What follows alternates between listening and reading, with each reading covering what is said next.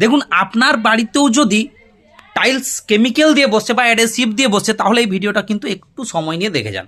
তার কারণ হচ্ছে আমি কদিন আগে একটা ভিডিও করেছিলাম যেটাতে আমি বলেছিলাম যে টাইল যে অ্যাডহেসিভ টাইল কেমিক্যালে কোম্পানি যেটা বলছে এটাতে সিমেন্ট মিক্স করা যাবে না, এটাতে সিমেন্ট মিক্স করলে বন্ডিংটা কমে যায়।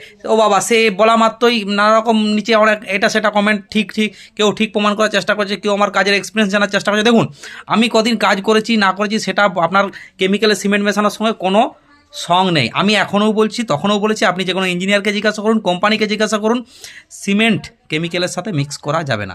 আপনি যদি বাড়ি মালিক হয়ে থাকেন আপনি সিমেন্ট মিক্স করতে দেবেন না। আমার কথা শোনার কোনো প্রয়োজন নেই, গুগল রয়েছে, ইঞ্জিনিয়ার রয়েছে, আপনি বাকি আদার্স লোককে জিজ্ঞাসা করুন, ঠিক আছে? সিমেন্ট মিক্স করতে দেবেন। আর যারা নিচে উল্টাপাল্টা কমেন্ট করছেন যে না মিক্স করা যাবে, এটা ঠিক প্রমাণ করার চেষ্টা করছেন, তাদেরকে বলবো এটা ভুল।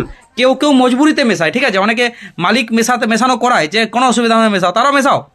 মালিক পারমিশন দিচ্ছে, মালিক যেমন করে করাতে চাইছে সেরকম করে, কিন্তু ভুলটা ভুল। অনেকে বলছে বাজেটের জন্য মিক্স করা হয়েছে, ঠিক আছে? আপনি মালিকের পারমিশন আছে, আপনার পারমিশন আছে, জেনে শুনে মেশাচ্ছেন, মেশান, কোনো অসুবিধা নেই। কিন্তু তার মানে তো এটা নয় আপনি কমেন্ট বক্সে এসে সেটাকে সঠিক প্রমাণ করার চেষ্টা করবেন। আপনি 20 বছর 50 বছর কাজ করছেন মানে আপনি যা বলবেন সেটাই ঠিক, ঠিক নয়। বাড়ি মালিককেও বলছি, আর যে কাজ করছে তাকেও বলছি, এটা ভুল। সিমেন্টের সাথে কেমিক্যাল মিক্স করতে যাবেন না, টেম্পারটা কমে যাবে। যে ওর ক্ষমতা তার থেকে কিন্তু অনেক গুণ ক্ষমতা কমে যাবে, ঠিক আছে?